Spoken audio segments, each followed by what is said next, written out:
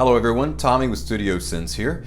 Today I'm going to be bringing you my version of the Hugo Boss Canteen and Boss Bottled Buying Guide. Now this may be a two-part series because it's going to run a little bit long. We have 22 bottles to go over, so when we return we're going to go over our list of fragrances, we're going to go over the timeline, some other things that you might need to know if you're interested in buying that and more, so stay tuned.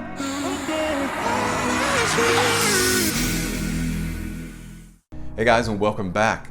So yes, today is likely part one of a two-part series, the Hugo Boss Canteen and Boss Bottled Buying Guide. The reason I wanted to put this together is I actually had several of my viewers actually request this video. I'm missing a few bottles actually that should be involved in this. I will mention those at the time. I don't think it's going to really figure prominently into your buying choices when it comes to the Boss Bottle line and the Canteen bottle line. We are going to go over all of these bottles, whether it's Canteen or Boss Bottled, in chronological order to avoid confusion, so hopefully that'll help you out in your buying decision as well. We have so many fragrances to go over, so without further ado, let's go ahead and jump right in and get started. Now the very first line we're going to go through is the Boss Canteen line, and when I say Canteen, I'm referring to the GIOD green Canteen. Of course, Hugo Boss is a German company. It's not unusual then that they would recreate their fragrance line in terms of presentation over a military canteen bottle. It's really cool, actually. It's utilitarian, it's very useful. The lid on all of the bottles are attached like this, so you never lose them. They're very well put together, very hardy, very well made, and they look great sitting on the shelf. The very first fragrance we're going to be considering today is called Hugo, very simply put, Hugo. Hugo was released in 1995 by perfumer Bob Alliano. It features top notes of basil, grapefruit, green apple, mint, pine needle, rum, thyme, cedar leaf.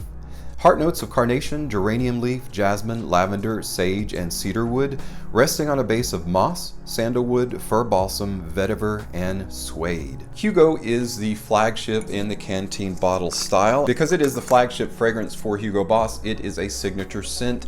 What I mean by that, signature scent has to meet certain requirements. One of them is that it has to be all weather. So this actually can be worn in any type of weather, considered hyper versatile.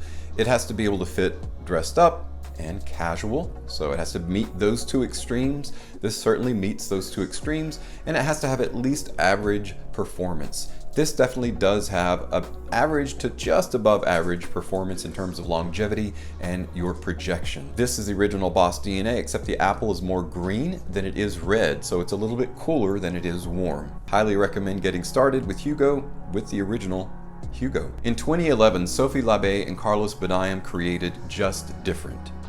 Just Different features top notes of apple and mint, with heart notes of aromatic notes, basil and freesia, resting on a base of cashmere and fir tree wood. Hugo Boss Just Different has become my all-around utilitarian, kick around, run around, do everything kind of fragrance. It's very energizing. It feels really good when you spray it on. It actually lasts really well. The performance is good. It contains that Boss DNA that you really like and exploits it really well in warm weather. And it also comes across really well in cold. In 2013, Hugo Boss created a fragrance called Hugo Red, and this was from perfumer Will Andrews. Hugo Red features top notes of galbanum, grapefruit, and pink pepper, with heart notes of pineapple, rhubarb, cedar, and metallic notes, resting on a base of amber, caramel, and tonka bean. The problem with Hugo Red is it has a challenge when it comes to performance. It just doesn't perform that well when stacked up against other Hugo Boss fragrances. So it's one of those relatively poor performing fragrances, so it's just below average, but it does smell nice, and if you're a completionist, it's something you'll probably want to grab to add to your collection because it's not that super expensive. Hugo Red is sometimes hard to find, so make sure to check all your discounters as well as eBay and Amazon. In 2016, Hugo Boss released Hugo Extreme. Hugo Extreme features in the top green apple with heart notes of geranium, lavender, and sage, resting on a base of cedar wood and fir balsam. Personally, I really like Hugo Extreme. It's a very apple-centric fragrance, as are most of Hugo Boss fragrances, because it contains that apple in the center of almost every fragrance. But each of Hugo Boss fragrances kind of vary in how they portray apple. Some are cooler, some are warmer, some are more realistic, and some are quite synthetic. This is actually a synthetic green apple, but it comes across really fresh, really clean, and very masculine. So if you like those attributes in a fragrance, you'll probably really like Hugo Extreme. A lot of time extremes don't perform well, so this is one that actually performs really well. Moving forward to 2017, we see a release from Hugo Boss called Hugo Iced. Hugo Iced features top notes of mint with heart notes of tea, resting on a base of Indian vetiver. So there you go, you got mint, tea, and vetiver, which you would think would be a very cool, dry, long-lasting fragrance. And it is all those things with the exception of long-lasting. This is another one that unfortunately the challenge for it is performance. And by performance, I mean kind of in the realm of projection and longevity. It just doesn't punch through where I would like to see it. It is a very cool fragrance. To me, this is the type of fragrance you want to spray on when you're getting ready to mow the lawn or getting into a high heat activity. This is a great high heat fragrance because there's not a ton of notes there, and that prevents it from being cloying, but it also does last a little bit better when you push heat behind it. Heat gives this a little bit longer legs than it would normally otherwise. Moving forward to the year 2018 saw a release from Hugo Boss called Hugo Boss Urban Journey. Urban Journey features a really nice presentation. It's got almost like a cayenne graphite look to it. It feels really good in the hand. It's got a really nice finish to it, and just one of the better looking bottles in the Canteen series. Urban Journey features top notes of Himalayan whorl flower, orange, and cardamom, with heart notes of black tea and cascalone, resting on a base of gaiac wood, sandalwood, and oak moss. Now, Urban Journey is a limited run. It's not really hard to find though. There's quite a few out there, but as time goes on, they'll get less and less, so you might want to grab them up, especially if you're keyed into the actual presentation itself. In terms of fragrance, this is one of the more pleasant Canteen bottle fragrances, and it actually performs relatively well. It could, in my book, perform better. There's a challenge for a lot of Hugo Boss fragrances because they don't use the kind of concentration that really adds to the longevity of a fragrance because they're trying to cut back in cost. And really, it's kind of riding a fine line because I do appreciate that they're keeping the cost down so that they can give that savings to us and we can find these at a relatively good price. I'd be willing to pay a little bit extra for a fragrance that I love the smell of, just to give it that extra longevity and that extra projection. However, really enjoy Urban Journey. It's another, just like Just Different, it's another all-around hyper-versatile fragrance that can be worn at almost any time. Best maximized or utilized in spring and summertime, but also great for fall. Urban Journey. Now we're moving ahead to the year 2019, and that saw the release of Hugo Reversed. Hugo Reverse features top notes of Calabrian bergamot and grapefruit, with heart notes of rosemary and pamplewood, resting on a base of Haitian vetiver. Now, I really like Hugo Reverse in terms of the fragrance smell, and you know, the performance is there in terms of projection and longevity. It's where I want it to be. However, it just, for whatever reason, is kind of stuck in gimbal lock in reference to price. This one will hopefully come down relatively soon, but it is a little bit harder to find at times than others, and the price fluctuates anywhere between $50 and $60+. This is more like a $35, $40 bottle of fragrance. So I just highly recommend or warn or ask you to just be careful about when you go to purchase this about paying too much for it, because it's not really going to be worth that $60 mark or that $60 price. However, I do like the reversed idea of black on white in terms of presentation. Presentation is really nice to look at. The fragrance is really nice to smell. It's just a little bit too much in terms of cost for my taste. So be careful of that. Okay, now we're in the year 2020, which saw the release of Hugo Now. Hugo Now is a blue fragrance created by Frank Vogel.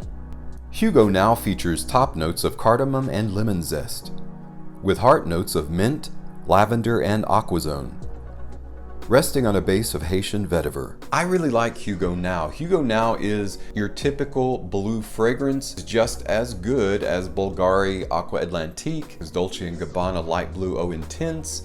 So it's in the same vein, in the same ilk as those particular fragrances. Now those fragrances are more like the seaside blue, and by that I mean they're a little bit salty, a little bit briny. This one is on the shower gel clean side. So if you like your blue or sea fragrances, without the salt, salt-free, you might want to think about Hugo now. Now this is a one too that, since it was relatively new, it was a little bit higher in cost, 60, 70 bucks, what I paid for this when it first came out.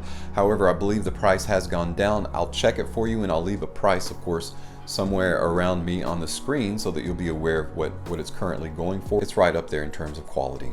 Alright guys, we've covered all of the Canteen ID bottles that I own. I don't think I've missed any. We still have enough time to go over a couple of the Boss bottle presentations before we get a little bit long in terms of this video. Our earliest Boss bottle fragrance is one that I have a massive bottle of, and that is Boss Bottled. It's just simply called Boss Bottled, sometimes called Boss Bottled Gray because the box is gray, and sometimes called Boss Bottle number 6. But it is the original Boss Bottled, and as such, still contains one of the best Hugo Boss DNAs of all time. This is warm apple pie, it is warm apple strudel, and another one that is hyper versatile. So this again is signature scent worthy. Also, one of my favorite female perfumers created this, Anique Minardo, back in 1996. Boss Bottled features top notes of apple, bergamot, plum, lemon, and citrus fruits, with heart notes of clove, mahogany, cinnamon, and geranium, resting on a base of olive tree, sandalwood, vanilla, vetiver, and cedar. Again, a great overall mature fragrance. This doesn't really wax youthful and invigorating, but it doesn't corral itself into, a dad fragrance or an old man fragrance. Not at all. Apple is a very widely loved fruit, so when you add it to a fragrance, it still keeps it relevant. So even after so many years, 20 years, it's still a relevant fragrance today. Fantastic overall scent, really good performance and longevity. Highly recommend Boss number 6, Boss Bottled Gray, whichever you want to go by. Flash forward to 2010, that's a long time to wait. 1996 all the way to 2010, and we see another Boss bottle release, and that is Boss Bottle Night, which is the dark bottle. I really like this presentation. It is super purple. You can kind of see through it a little bit to get that dark, rich purple or navy blue color. Boss Bottled Night features top notes of birch leaf and lavender, with heart notes of cardamom, jasmine, and African violet, resting on a base of psalmwood, musky notes, and sandalwood. Boss Bottled Night is a very pleasant smelling fragrance. It is a nighttime fragrance or a date night fragrance, or at least that was what it was, intended for, but I think it missed the mark just a wee hair. This to me is one of the most challenged of the Hugo Boss bottle line, really of all the Boss bottle lines or the Hugo Boss fragrances. This is one of the most challenged in terms of performance. It just doesn't meet not even average performance, unfortunately. So you spray this on, it smells really good, but at the very end of the fragrance, at the very dry down, the fragrance somehow reverses on itself and becomes slightly bitter. There's just something about it that I don't really care for. So it's got two strikes against it. Its performance isn't that great, and at the very end of the dry down, there's something about it that I just don't care for. You may feel differently, but I do warn you, regardless of how you feel about it, the performance just isn't there, and so I recommend staying away from Hugo Boss Night. Spend your money on something else. Unfortunately, this is kind of the worst of the Hugo Boss bottle line. 2 years later, Will Andrews created a Boss bottled fragrance, and that is Boss Bottled Sport, released in 2012. Boss Bottled Sport features top notes of grapefruit, pink pepper, and yuzu zest, with heart notes of aldehydes, cardamom, and lavender, resting on a base of patchouli, tonka bean, and vetiver. In typical sport fashion, this is just the Boss DNA for the gym. So it's got a little bit of that zing or zest to it to kind of give you that heat activated feeling or that refreshing feeling when you're sweating and when you're pumping iron at the gym. So it's just a typical all around gym fragrance. Is it great? Nah, it's not that great. It's about medium. The challenge of this one is that it's just average. It's just average, like a lot of gym fragrances out there. Actually, the Boss bottle line contains several fragrances that are much better than this and better suited really at the gym than sport is. But it's an okay fragrance. It is sometimes hard to find. That's why I have a really small bottle of it, because that's all that the few discounters that I used actually had in at the time. This is one of those that you can't necessarily overspray. It was designed to be effusively used because of you're sweating, working out at the gym, and you want to get that fresh feeling. So Boss Bottled Sport is just an okay average performer, okay average fragrance. Well guys, that's the end of part 1 of my Boss Bottled buying guide for the Canteen series and the Boss Bottled series. If you do have any experience with any of these and you like or love or hate them, please let me know that as well. Always want to know what your opinion is. Thank you so much for stopping by and checking out my video today. As always, thank you so much for your support on my channel. I'm Tommy with Studio Sense, and I'll see you tomorrow.